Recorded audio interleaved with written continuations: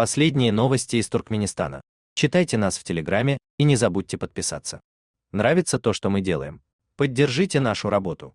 В колонии для работников правоохранительных органов, что в поселке Агдаш Балканского вилаята, произошел взрыв газового баллона. В результате ЧП погибло 6 человек, члены 2 семей.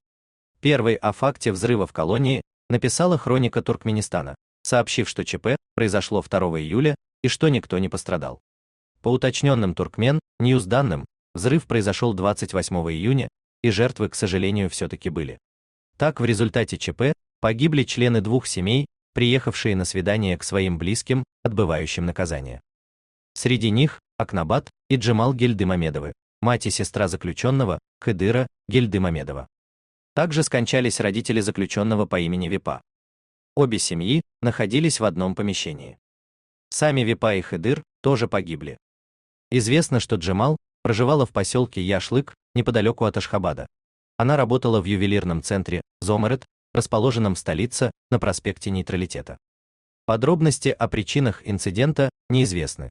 Сообщается лишь, что газовый баллон находился в отдельно расположенном блоке вместе с котельной, кухней и подсобными помещениями.